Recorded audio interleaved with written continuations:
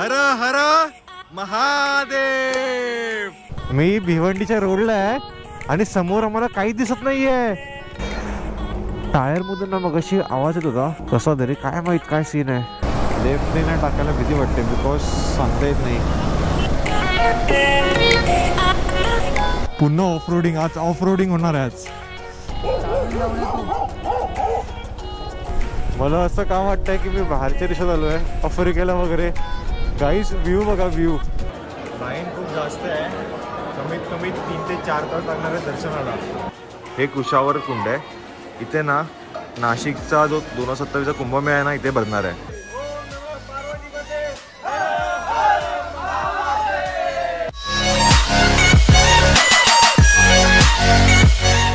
Videos कशा वाटतायत, आवडतायत की नाही, व्हिडिओला लाईक करत जा आणि कमेंट करत जा। आणि नवीन असाल तर सबस्क्राईब करायला विसरू नका। मग मंडळींनो, आपण ना लास्ट टाइम ना महाकुंभला गेलेलो, तेव्हा परतीचा प्रवास करताना ना मनात विचार आला होता की आपण ना जे 12 ज्योतिर्लिंग आहेत ना ते एक्सप्लोर करू। जसं आपण अष्टविनायक सिरीज चालू केली ना, तसं आपण ज्योतिर्लिंग सिरीज चालू करू। तर चला मग आपला पहिला प्रवास होईल आज कुठे, नाशिक येथे त्र्यंबकेश्वर। तर हा प्रवास कसा असेल, माझ्यासोबत कोण कोण असेल, रूट काय, सर्व ना ह्या ब्लॉगमध्ये कव्हर होईल। तर सकाळचे वाजले 4 आणि लवकरात लवकर आम्हाला मुंबई सोडायची आहे, कारण की ना त्र्यंबकेश्वरला पोहोचायला ना 8-9 वाजतीलच। तर चला मग प्रवास लवकर चालू करूया। बघ आता मी आहे श्यामनगर तलावला, आपल्या रोजच्या ठिकाणी, तिथून आपली प्रवासाची सुरुवात होते। आणि आपल्यासोबत आज जॉईन झाले आज कोण कोण आहेत, तर मंदार आहे, तेजस आहे आणि आपले राजू दादा। तर नेहमी आपला प्रवास ना सोलो असतो किंवा मग ना तो मित्र असतो समीर। त्यानंतर आपल्यासोबत अजून 2-3 जण आहेत आणि 2 बाईक आहेत, एक आपली एक्सपल्स आणि दुसरी आपली बुलेट। आधी नारळ फोडूया। अरे फोड फोड लवकर, चल चल। ओम नमः पार्वतीपते हर हर महादेव। नारा बघा, आईला नारा फुटलाच नाहीये।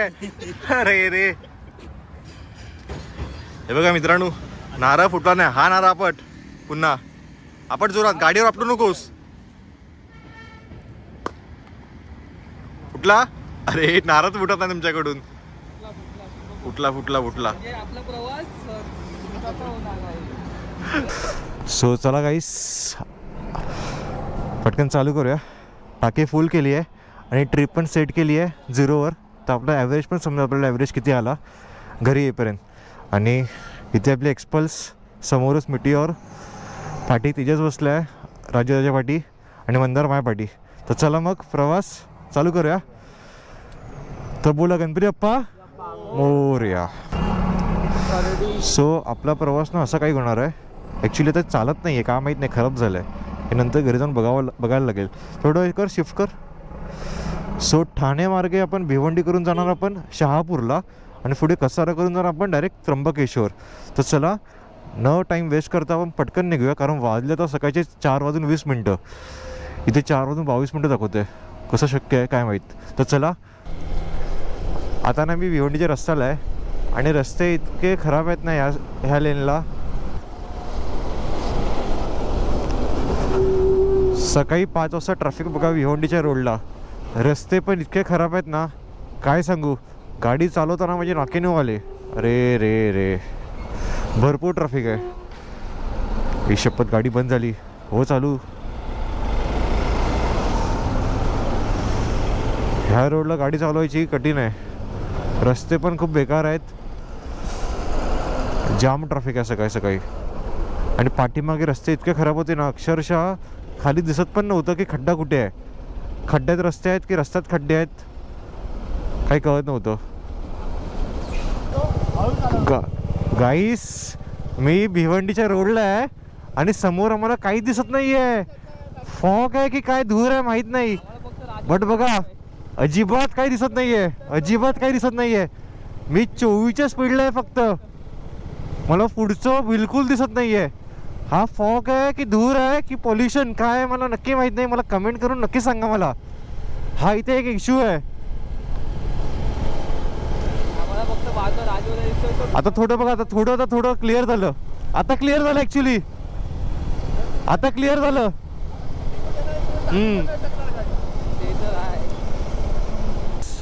आता शहापूरला आलो आहे.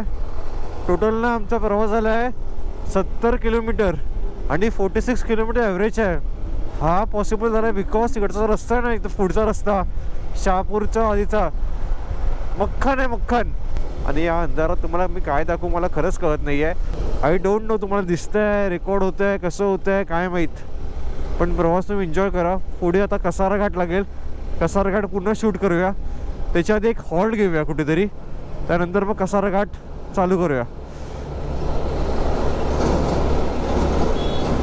अच्छा हे समोर काही आहे. चला याला आता ओव्हरटेक करूया लेफ्टने पटकन. गणपती बाप्पा मोरया. मस्त रस्ता आहे, मस्त रस्ता आहे मित्रांनो. आता जस्ट आता मी थांबलोय खर्डीला. प्रॉब्लेम झाला असा आहे की ते दोघं पाटी आहेत आणि ते कुठे आहेत काय माहीत. आम्ही खूप पुढे आलो आहे आणि टायरमधून ना मग अशी आवाज येत होता. कुठून आवाज येतो रे? टायरमधून ना मग अशी आवाज येत होता कसा तरी, काय माहीत काय सीन आहे, पण ना आवाज येतोय. मग अशी ना चप चप चप चप चप असा आवाज येतोय. आणि प्रवास बघा टोटल 86 किलोमीटर गाडी चालली आहे. 48 किलोमीटरचा ॲव्हरेज आला आतापर्यंत. 1.5 तास झाले आहे ऑलमोस्ट. आले आले फायनली आले बाबा. अरे कुठे राहिला तुम्ही? कुठे राहिला जोकर? कुठे होता? हा थंडी वाजली. याला पण थंडी वाजली पण दाखवत नाहीये. तुला थंडी वाजली आहे, तू दाखवत नाहीयेस, मला माहितीये ना. कारण मला जॅकेट मध्ये थंडी वाजते. याला थंडी वाजणार नाही काय?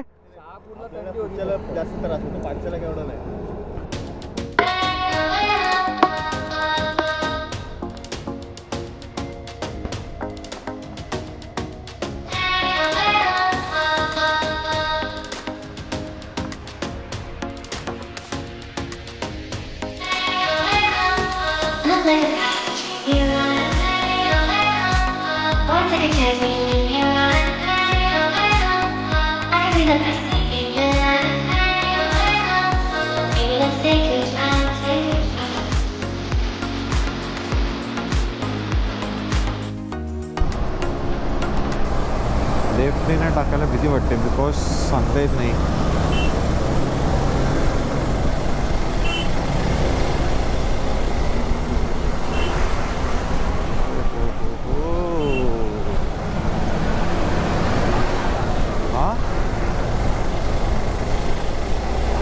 चल चल चल चल चल संकल्प चल चल. हे बघ न ऐकण्याचे परिणाम. न ऐकण्याचे परिणाम. तुला बोललेलो घरी घे घे घे काहीतरी घे डोक्याला बांधायला स्कार्फ. फोटो काढायला घेतलाय मी. काय करू घेऊ नको. अरे तुला पाहिजे तर घे, रुमाला बांध नाही तर रुमाल पण आहेत. सो गाईस आता आपण जस्ट आलो आहे कुठे? साई पार्क हॉटेल आणि ते एक्सपल्स आपली. सो आता आपण जस्ट आता स्टे केला हॉटेल साई पार्क, जे की कसारा घाटावरच आहे. आणि जस्ट आता ना सनराईज होता जस्ट होतो आहे, बट अजून थोडा वेळ आहे. आता इथून अजून 100 किलोमीटर अराऊंड कवर केलं. अजून 80 किलोमीटर बाकी आहे प्रवास. साधारण ना 7 वाजले जाते. 8, 8:30, 9 वाजतील पोचेपर्यंत. कारण आता 15-20 मिनटं नाश्ता पाणी करून निघू मग पुढे त्र्यंबकला. सो आपली ते एक्सपल्स. मगाशी ना कुठून तरी आवाज येत होता, बट आता मला कळत नाही नक्की आवाज तो कुठून येतोय. मगाशी काय माहीत काहीतरी लागतंय की टायरचा आवाज माहीत नाही, बट टायरमध्ये तर काही इश्यू नाही आहे. बाकी आपला ब्रँडिंग संकल्प सावंत हे ना निघालं आहे. हे पुन्हा लावावं लागणार बिकॉज ना काय झालं माहिती आहे, त्याची गाडी वॉश करवतो ना तेव्हा स्टिकर निघालं आहे आणि हे पण तुटलं आहे. सो हे पण पुन्हा नवीन लावायचं आहे. हे आता मी विचार करतो छोटे लावायला. मग गाईस 1 प्लेट मेंदूवडा आणि 3 प्लेट मिसळ. माहीत नाही का मला मेंदूवडा खायचा मन करत होता. मिसळ आपल्याला आवडते बट आज नाही खात आहे. आणि इकडची मिसळ दादा बोलतो खूप चांगली आहे. टेस्ट चांगली आहे. टेस्ट मस्त आहे. दिवाना लाजतो आहे एकदम. व्हॉट्सअपवरच बोलतोय तो पाठीमागे बसून. हा आमचा चॉकलेट बॉय आहे. सो चला या मंडळीनो. आता इथून ना त्र्यंबकेश्वर ना फक्त 55 किलोमीटर आहे. वैतरणा नदीतून आपण क्रॉस करून जाणार आहोत आता. तर चला मग कसा रूट आहे पाहूया. आणि सुंदर अशी सकाळ झाली आहे. सकाळचे वाजले आहेत 7:45 आता. काय टर्न आहे यार, मजा मजा आली सही.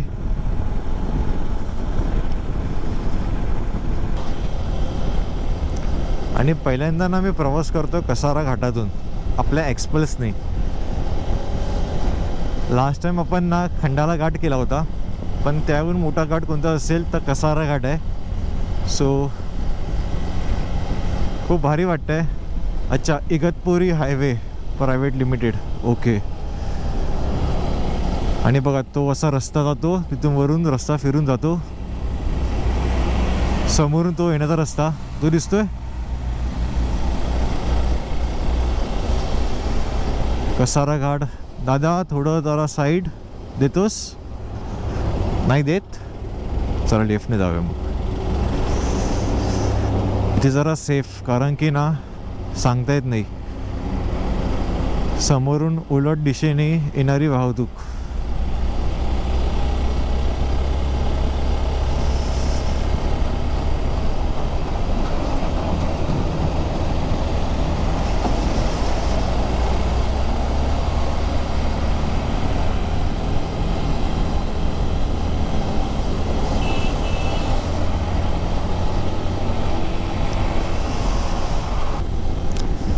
तुम्हाला कसार घाटात ना फक्त मेजॉरिटी ना मोठे वाहतूक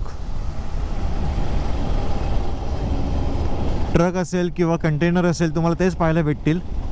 आणि त्यातून आपण अशी वाट काढून आपल्याला जावं लागतं. पण जेवढं मी विचार केलेला तेवढा डेंजर नाही आहे ॲक्च्युली. मी माइंडमध्ये विचार केलेला की थोडं रिस्की असेल, बट ठीक आहे, सेफ आहे, एवढं तर चालतंच. अच्छा, हा ट्रक कुठून येतोय?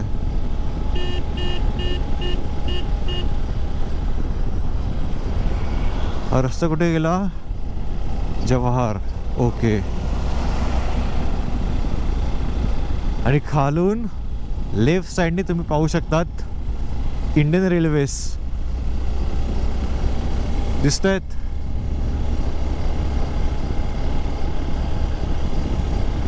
मस्त व्ह्यू आहे.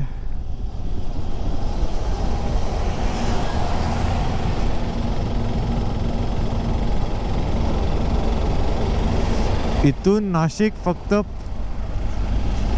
54 किलोमीटर, साधारण 50 किलोमीटर इथून नाशिक आहे आणि 450 किलोमीटर इंदौर आहे. आपण ट्राय करूया. उज्जैनला पण मला जायचं आहे. आणि ते जे टनल्स आहेत जे आपण ना ट्रेनमधून आता पाहतो ते बरोबर आहे. ओहो, काय व्ह्यू आहे. एक इंडियन रेल्वे आली पाहिजे, एक रेल्वे आली पाहिजे, मजा आली असती.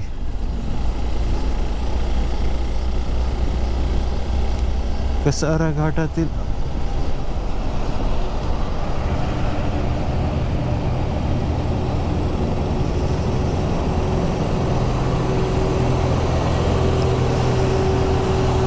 फक्त इथे जरा लक्ष ठेवलं पाहिजे तुम्ही गाडी चालवताना, कारण टर्न्स खूप जास्त टर्न्स आहेत ह्या घाटाला.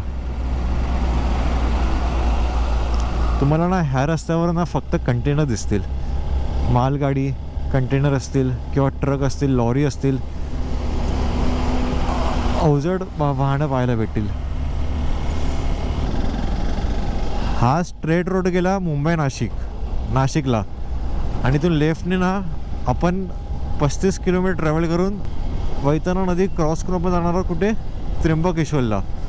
सो आयदर तुम्ही नाशिकवरून जाऊ शकतात किंवा मग वैतरणावरून जाऊ शकतात.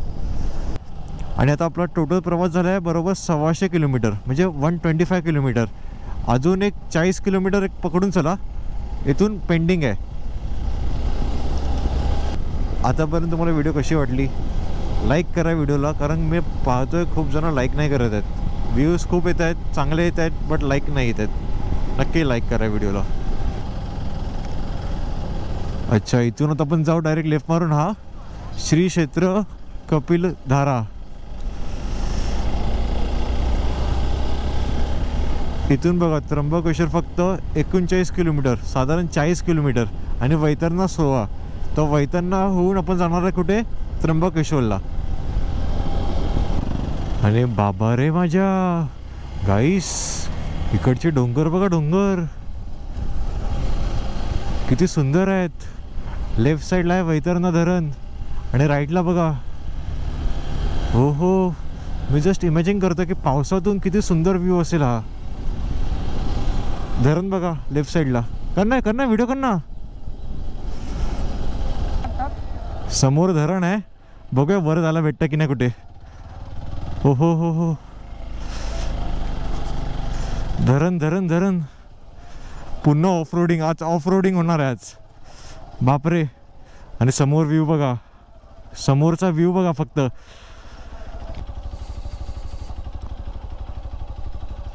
आता खाली जातो आहे काय?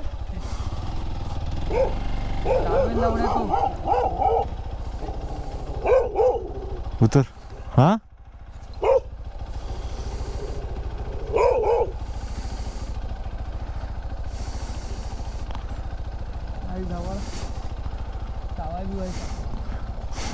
पायाने मारा, पटकन पटकन मारा तू. पाठी.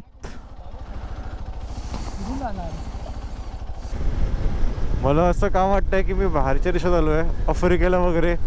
गाईस व्ह्यू बघा, व्ह्यू लेफ्टला बघा किती सुंदर आहे यार. हे इगतपुरी, आय डोंट नो. आम्ही जस्ट ना आता वैतरणा क्रॉस केलाय. आता आम्ही ना वैतरणा क्रॉस केलाय आणि आता आम्ही चाललो त्र्यंबकेश्वरला. आणि व्ह्यू बघा, जस्ट इमॅजिन की पावसातून काय व्ह्यू असेल हा. लेफ्टला बघा किती सुंदर आहे यार, किती भलं मोठं आहे यार.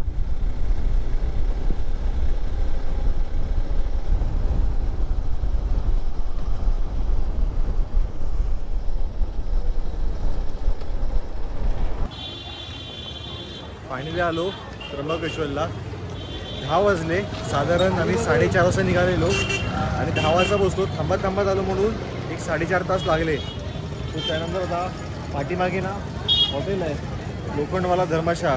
तर फक्त ना 100 रुपये पर पर्सन, म्हणजे 400 रुपयात आम्ही हॉटेल बुक केलं.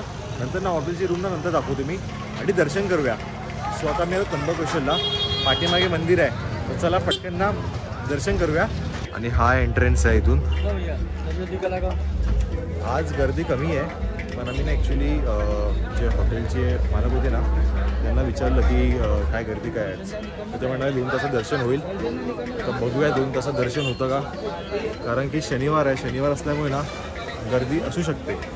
सो आता समजेल जाऊन की गर्दी किती आहे. ठीक आहे, लावतोय.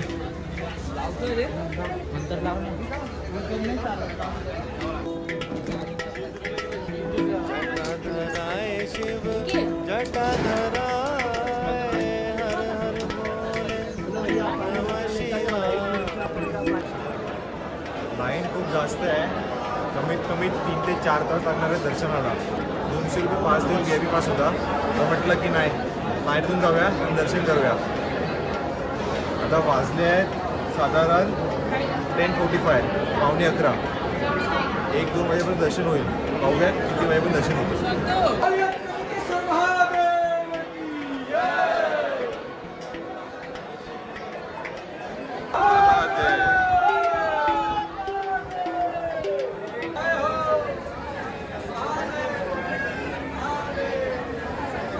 तब्बल 4.5 तास लाईनीत राहून फायनली आता आपण आलो आहे मंदिराजवळ. इथून आता मंदिर फक्त हाफ एन आवर आहे. आधी कोणतं मंदिर लागतं? नंदी मंदिर. नंतर मग जे आपण ज्या ठिकाणी आलो आहे त्र्यंबकेश्वर महाराज त्यांचं मंदिर आहे. पहिलं आपल्याला नंदी महाराजचं मंदिर लागतं. आधी नंदी महाराजचं मंदिर लागणार, त्र्यंबकेश्वर मंदिर. तब्बल 4.5 तास.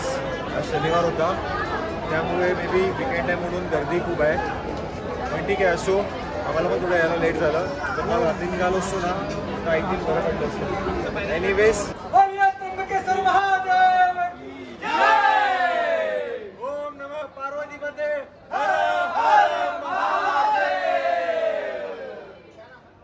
नमः शिवाय ओम नमः शिवाय हर हर भोले नमः शिवाय ओम नमः शिवाय हर हर भोले नमः. हा एक नमुना आहे. मला बोललेला की मी डुबकी मारणार येऊन, पण पाणी बघून ना आता तो आता नाचतोय. अरे मार डुबकी. 101 कलाकार भरलेत. आणि गोदावरीचा उगम ना इथून होतो. इथे लिहिलं पण आहे गुप्त गोदावरी प्रकट स्थान. सो हे बघा उगम, दर्शन करूया आपण इथे. हे कुशावर कुंड आहे. इथे ना नाशिकचा जो 2027चा कुंभमेळा आहे ना इथे भरणार आहे. एक आहे रामकुंड आणि दुसरं कुशावर कुंड जे की त्र्यंबकेश्वरला. सो रामकुंड आहे ना जिथे रामाचे भक्त स्नान करतील आणि शिवभक्त ह्या कुंडावर. सो जसं आपण तुम्हाला माहिती आहे आपण कुंभमेळा कव्हर केला, तसंच ना आपण 2027चा नाशिकचा कुंभमेळा फर्स्ट डे कव्हर करू. त्याच्या आधी ना मी ट्राय करीन की प्रिपरेशन्स पण मी कव्हर करीन तुमच्यासाठी. अजून वेळ आहे, 2 वर्ष आहेत. तोपर्यंत बाकीचे ब्लॉग्स एन्जॉय करा. तर चला आता पटकन जाऊया, शॉपिंग करूया आणि मग निघूया. आणि तुम्हाला जर काही घ्यायचं असेल ना, खूप सारं दोरा वगैरे असेल, रुद्राक्ष वगैरे असेल, डंबरू असेल, सर्व भेटून जाईल इथे. तर शॉपिंगसाठी तुम्हाला माहिती आहे त्र्यंबकेश्वरला सर्व भेटतं. आता आम्हाला प्रसाद घ्यायचा आहे. प्रसाद आता काय आहे घ्यायचा आहे तो प्रश्न आहे, कारण की नेहमी मला प्रश्न पडतो कुठे पण आल्यावर प्रसाद घरी काय न्यायचा.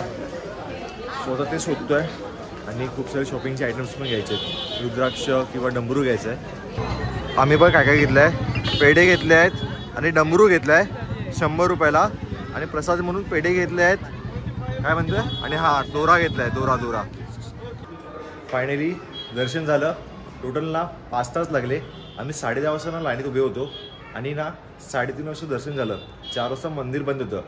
तर आमच्यासोबत ना ज्यांनी VIP पास घेतला होता 200 रुपयाला, त्यांना पण ना 2 ते 3 तास लाईनीत थांबावं लागलं, कारण आमच्यासोबत ते एकत्र नंतर लाईन मिक्स होते, तुम्हाला माहिती असेल. सो आम्ही त्यांना विचारलं, ते म्हणाले की आम्हाला 2 तास लागले, 2 ते 3 तास लागले. सो तुमच्यावर आहे. सो चला, आय होप तुम्हाला हा प्रवास आवडला असेल. आमचा प्रवास आवडला असेल ना तर व्हिडिओला नक्की लाईक करा आणि कमेंट बॉक्समध्ये नक्की सांगा मला प्रवास तुम्हाला कसा वाटला. आपण भेटू एक नवीन ब्लॉगमध्ये. तोपर्यंत tata bye bye, take care. नमः शिवाय ओम